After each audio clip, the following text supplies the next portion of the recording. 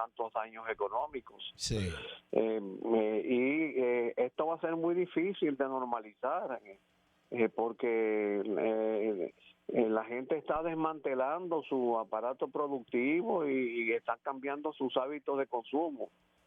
Entonces, otra cosa hubiera sido, por ejemplo, si el gobierno hubiera dispuesto que la ayuda que está suministrando a los empleados, a mi juicio, con un criterio sociopopulista, clientelista, que encaja bien dentro de la filosofía de subsidios del gobierno, se hubiera dedicado a las empresas que hubieran mantenido el proceso de producción y financiándole o dándole algún género de facilidades fiscales por el incremento de gastos que hayan tenido que incurrir las empresas para poder seguir operando y no tener que transferirle el aumento de precio a los consumidores. Tú puedes tener el ejemplo del transporte. Casi a 90 días de la pandemia, Sí. por ejemplo, en la fase en que estamos, el transporte solamente puede operar con un 30% de capacidad, pero un vehículo comprado para transportar 10, que nada más pueda transportar 3, tiene una serie de costos fijos Sí. que tiene que compensarlo de alguna forma. Si el gobierno hubiera concebido un programa de asistencia, por ejemplo, como tú vas a tener un menos ingresos, yo voy a financiarte, voy a dar algún género de facilidades para que tú sigas brindando servicios y no tener que aumentar el precio a los consumidores, que es lo que está pasando. Sí. Y en general todo este aparataje de aumento de precios, incluyendo el precio del dólar, es una consecuencia de el enfoque que le ha dado el gobierno a la solución económica de la pandemia. Por ejemplo, las emisiones, las asistencias monetarias están financiadas con emisiones monetarias y esas emisiones monetarias tienen consecuencias devaluatorias inflacionarias. Si tú no estás produciendo, no puedes exportar. Si no puedes exportar, no ingresan divisas. Consecuencias, y escúchame que le interrumpa, consecuencias devaluatorias inflacionarias. Claro. Ahora, por favor, usted sabe, ¿verdad?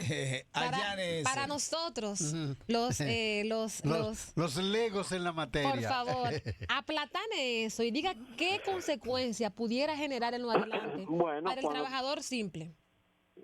La inflación. Cuando tú tienes un gobierno que no está recaudando lo suficiente porque ha paralizado la economía, porque la pandemia ha causado una disminución de actividades económicas, por ejemplo, como el turismo, como en los propios combustibles, que es una fuente de ingresos del gobierno. Si los combustibles están caros, los impuestos se cobran mucho. Sí. Tú estás teniendo un gobierno que está gastando mucho, siempre ha gastado mucho, antes injustificadamente, ahora justificadamente, y que ha recaudado poco, entonces los déficits son mayores. Ahora, ¿de dónde va a financiar, de dónde está financiando el gobierno esos déficits? Con, entre otras razones, entre otras fuentes, de emisiones o de retiro de depósitos de dinero que tienen los bancos, emisiones monetarias.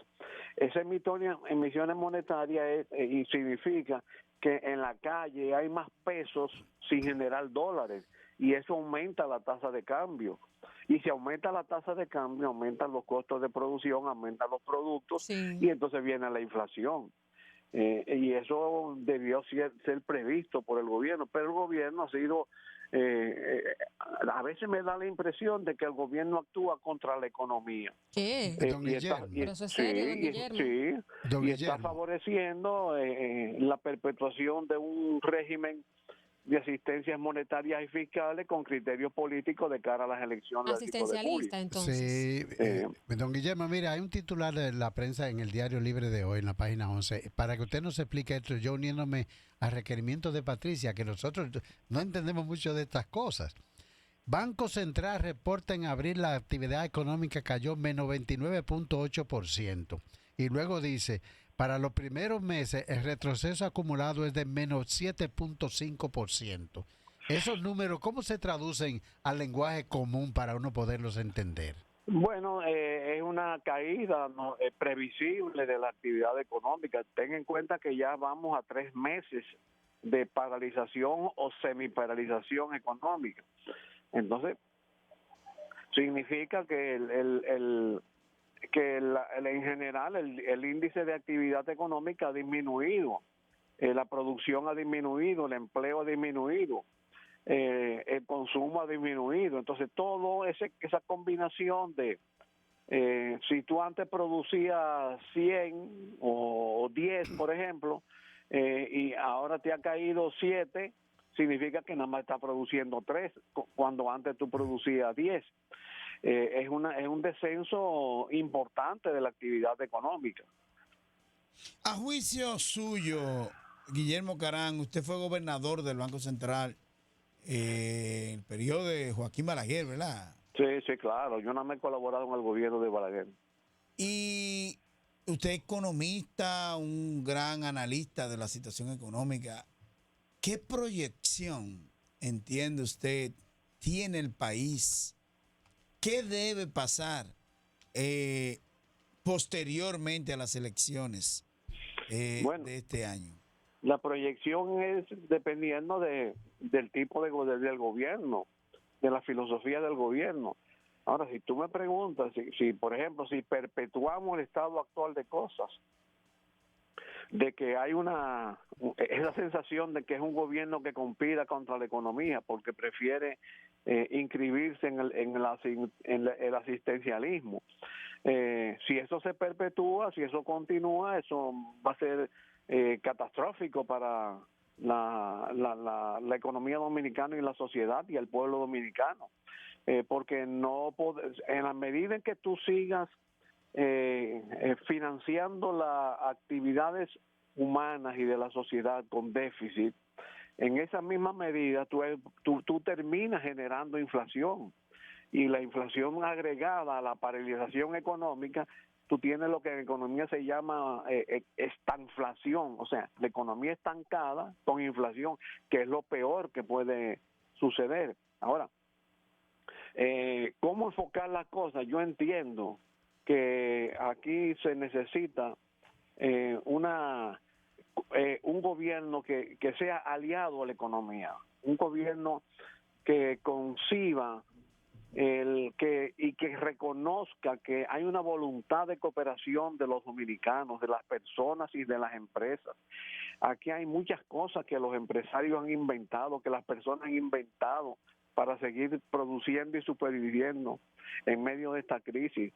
Y el gobierno no ha contado con esa potencialidad. Tiene que haber una apertura del gobierno, una convocatoria del gobierno para decidir juntos qué es lo que tenemos que hacer para levantar el país de nuevo. No reunir a los empresarios y a las fuerzas sociales del país para que oigan al gobierno lo que el gobierno está haciendo, que es la tónica actual, no. Sino, señores, vamos a convocarlo para que decidamos juntos, deliberemos juntos qué es lo que tenemos que hacer, cuáles son los problemas que tenemos que superar, que resolver para que volvamos a la normalidad. Si eso se hace así, Caram, si hay una actitud del gobierno, la recuperación nacional no va a llevar mucho tiempo. Pero vamos a plantearnos, Caram, el caso contrario, un nuevo gobierno. Uh-huh. ¿Qué va a pasar? Bueno, ¿qué debe hacer ese nuevo gobierno? Lo que te acabo de decir, ese gobierno primero aquí tiene que haber una unidad nacional de todas las fuerzas partidarias. Segundo, esas fuerzas partidarias tienen que hacer una convocatoria pública a los agentes productivos, a las fuerzas sociales del país, para que aunemos voluntad de cooperación y levantar el país y aliarse, un gobierno que sea aliado a la economía, un gobierno que sea contrario a la economía.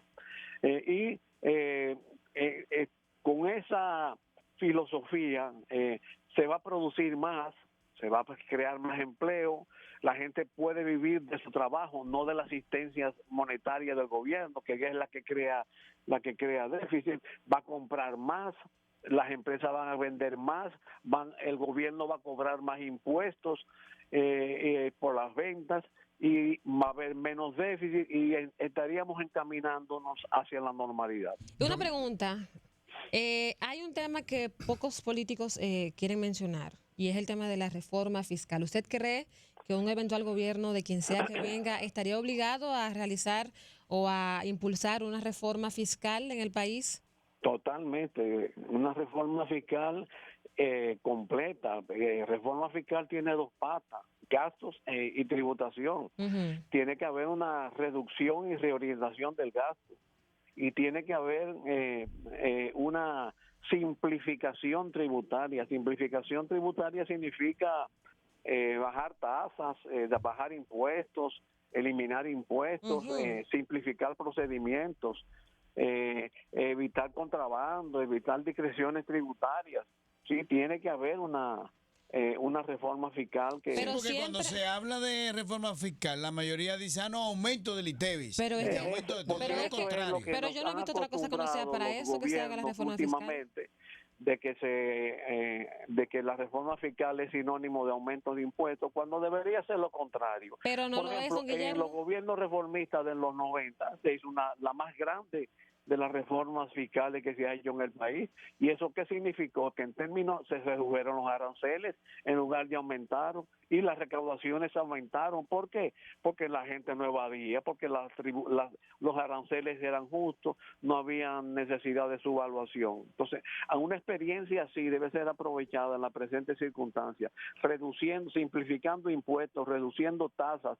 Las recaudaciones van a fluir con más espontaneidad y no va a ser necesario evadir, ni va a ser necesario inscribirse en la informalidad en que la sobrecarga tributaria actual ha impuesto a la economía. Tenemos una economía 57% informal. 57% de los empleos son informales. Significa que los empleadores son igualmente informales, que no, y eso significa que no contribuyen, no pagan impuestos, no están inscritos en la seguridad social. Eso es así. Caramba, tenemos poco tiempo, tenemos que finalmente despedirlo, pero le vamos a invitar para que próximamente esté con nosotros físicamente, Bueno. aquí después que pase todo este caso de las pandemias. ¿Le parece bien? De acuerdo. Bueno, cuando ustedes quieran. Encantado y gracias. Muchas gracias. Guillermo Carán, economista, ex gobernador del Banco Central. Yo creo que ha dicho cosas importantes. Se necesita de una reforma fiscal. Yo le tengo miedo. Que dos aspectos principales, que es los gastos y la tributación, que debe, en vez de aumentar las tasas de tributación, deben simplificarse. Sería lo ideal. Disminuirse, que hay un 57% de los empleados que son informales que no cotizan, y hay que hablar de un gobierno de unidad nacional para poder salir de esta crisis. Los políticos que escuchen eso, qué difícil para ellos. Un gobierno, la fuerza política que se unifiquen. Las fuerzas vivas. No que ninguna se someta a la otra, sino que aúnen esfuerzos. Nos vamos a una pausa comercial. Antes de la pausa, el bloque de noticias. Posteriormente tenemos a Baudilio Jiménez con los deportes.